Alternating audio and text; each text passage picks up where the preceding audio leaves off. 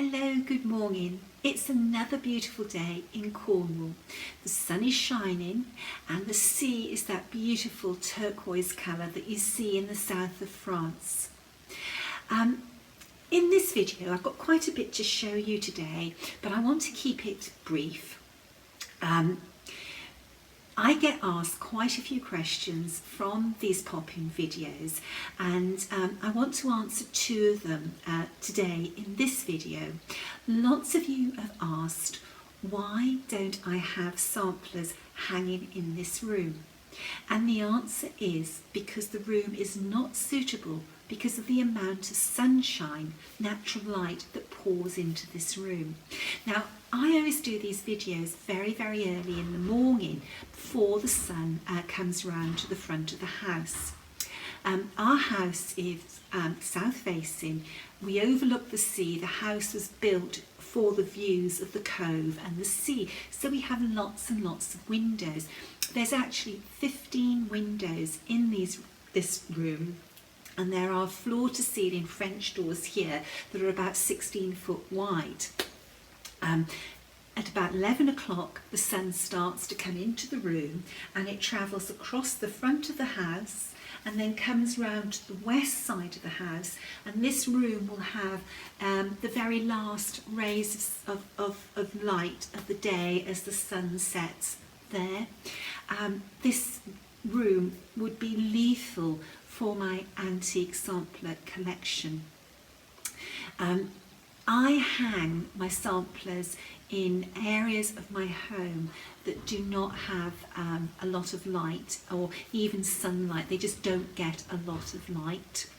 And I don't hang my samplers 365 days of the year. I rotate my samplers. I allow them to rest. When you own an antique sampler, it is a big responsibility, and it's not just to be enjoyed in your lifetime. You are a custodian to pass that sampler on to the next generation, so you have to care for it whilst it's in your possession. So it's not just sunlight or daylight, it's electric light as well that can affect your samplers. And what you have to remember, that a lot of these samplers were stitched, well, most of these samplers were stitched before we had chemical dyes, so the dyes are very unstable. So anyway, that answers why there are no samplers in this room. The next question I have been asked is, what's happening about Queen of the May? Well, the Queen of the May is breathtaking. It's one of the most beautiful samplers I've ever seen, and the sampler was available in the States for me to collect, and I brought it back with me when I was there at the beginning of March, but I'm not able to get it framed because of lockdown. And whilst I could ask a photographer to Photoshop a frame onto the photograph, which is what I've been doing with the little gems, the Queen of the May does not deserve that. She deserves to be launched in her full glory. So the Queen of the May will be a belated one this year. When things get back to normal and I can go to my framers and lay out different mouldings on the model and choose the perfect frame for her, she will then be photographed and I will be able to finalise the booklet and she will be released at that time. But we've got to have something released on May the 1st. Now, my printers are working, but not at full capacity. Their staff are working from home and they're pooling their printing press with other printers. So things are taking longer than normal, and it's been very interesting having to deal with printed proofs and waiting for them to arrive in the mail, letting them be isolated so that any virus on the packaging has died. So everything's taken a long time. But a week Friday, the 1st of May, we will have 2 proper releases in booklet form. Now, they may only be available for pre-order on May the 1st, but very shortly after May the 1st, I will be able to ship booklets out. So mark May the 1st in your diary and come and see what we're releasing. They are 2 very beautiful samplers, and samplers that I know that when you've seen sneak peeks of them, you've been very excited about. So just watch this space. Anyway, the next thing I wanted to mention, thank you so much for the interest that has been shown in Stair Spencer. She has been a runaway success, and thank you very, very much. It's always so rewarding when we put our hearts and souls into reproducing a sampler, and it's met with such enthusiasm. It's very, very rewarding to us, and not only to me and Sandra, to the model stitchers as well. Linda has been so thrilled with the response to her model. So thank you everybody very much for your love of Stair Spencer. Now, in our last video, I showed a sampler, Marianne Rag, and I asked you whether you thought that she would be reproduced, and I must admit she is being reproduced, and since my last video she has been occupying all my thoughts, and I'm busy working on her. Now, I've taken her off her backing board, so this was the front that we all saw in the last video, but I think it's really nice to share with you so you can understand the process. This is the back of the sampler, which is very, very beautiful. And on this sampler, I have chosen the palette of colours from the back of the sampler. And here are the colours that the sampler is going to be reproduced in. Now, you might think, really? Well, let's have a look at some of these colours. One of the sort of brightest colours is that blue. And when you look at this sampler, you say, well, I can't see a colour anywhere like that. Well, let me show you.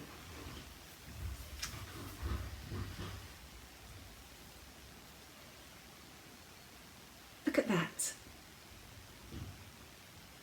That is this particular shade of blue. It's probably even stronger that side. Look at that.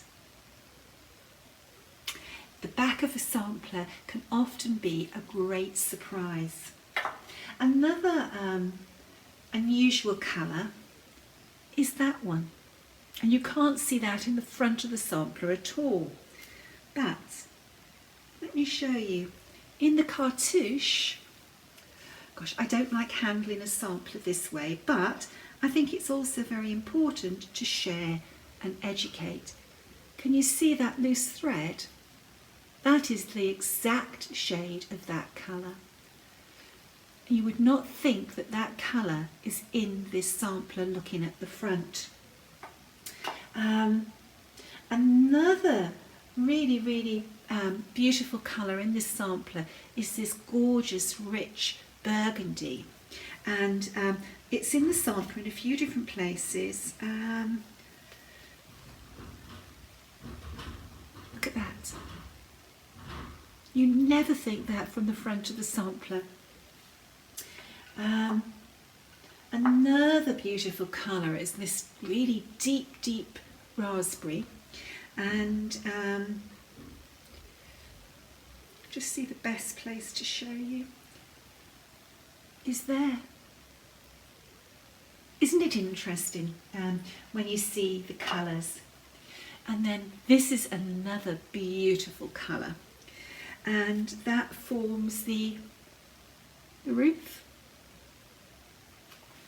So interesting, really, really interesting. This is a gorgeous sampler, and it's going to be reproduced from the back, and it won't be long before she's finished. I have been working really, really hard on her. In fact, I've been getting up in the night and working on her because I've been dreaming about her. Then, you know, if you're dreaming about the sampler, you might as well get up and do the work. You might think I'm absolutely bonkers, but quite often I dream in the night that I'm stitching or I'm charting, and it's really real. And when I wake up in the morning, I'm so disappointed because I've worked all night in my dreams, but I've got nothing to show for it. Anyway, the sampler on the chair. Now, I have shown this sampler before, but I actually thought it was really nice to visit this sampler today, because in my last pop-in video we looked at Marianne Rag and we looked at Elizabeth Furness, and we were talking about samplers from the same school and the same place. And the Little Archer is a really beautiful sampler, and she was stitched. I'll read what she says. The Little Archer, completed by Miss E. Nichols in the 11th year of her age at Mrs. Trembath's seminary in 1832. And Mrs. Trembath's seminary was in Penzance, Cornwall. And I love Cornish samplers because, you know, I live in Cornwall, so that's why they're very special to me. Here's another picture of the sampler, and the face of the sampler is actually a paper face, and she has here and here little charms stitched on the sampler, and also the dog's collar has a little charm as well. Now, I'm going to read what is said in the booklet about this sampler, because part of these pop-in videos is that we're learning about samplers. The Little Archer, this brightly coloured sampler depicting the Little Archer, was completed at Mrs. Trembath's seminary, Penzance, in 1832 by Miss E. Nichols. This sampler belongs to a documented group from Penzance, which all have close similarities. Two separate establishments produced these samplers, and that was the seminary of Mrs. Boney and Mrs. Trembath. Edward Giddy Trembath and Sibella Henrietta Trembath are listed as master and mistress of a school in Abbey Street, Penzance. And in the 1844 Pickett's Directory, although the school is described as a national school, however, in the 1856 Post Office Directory, and my tongue and teeth and lips aren't working properly today. Start again. However, in the 1856 Post Office Directory, and Mr. Edward Trembath is listed as running an academy in Abbey Street. The National School occupied a site on Abbey Street, but its building did not commence until 1843. It seems therefore likely that either the Trembaths were privately running a small academy, as well as acting as master and mistress of the National School, or the directory has confused the two. Now, this sampler uses silk on a linen ground, and it's worked with some freehand stitches, but the border is cross-stitched.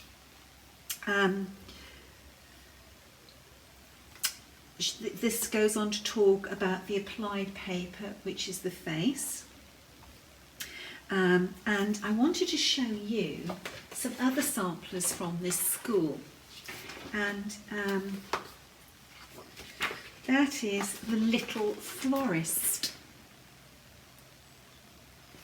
and there's also the Affectionate Mother, which is this one, and the Fisherman's Friend, which is that one. Now, when I was at Whitney Antiques looking at, there was 3 of these samplers from Penzance. The reason I chose the Little Archer was because of the needlework. I really liked the lightness of her touch with her needle. There's nothing sort of crude about the stitches. One of these samplers, when I looked at it, the needlework was very, very heavy. And it wasn't the Little Florist, it was, I believe, this one. It didn't have the delicate touch that this one had. So that's why I went for the Little Archer, and I'm very, very thrilled with her. She's a sampler that hangs when she's on display in my study. When I look up from my desk, she's in my direct line of sight. So anyway, I thought I would share that with you today because we were talking about schools in the last pop-in video. I hope that you've enjoyed today's video. The next video I will be back with on Friday is another little gem, and I couldn't wait a fortnight to release her. And anyway, I wanted next Friday to be for the substitutes for the Queen of the May. And I certainly couldn't wait 3 weeks to release this sampler. So she's being released on Friday. I'm very excited. It's like waiting for Christmas when you're a child. I can't wait to share her with you. So please tune back in on Friday. Until the next time, stay safe, stay well, and bye-bye.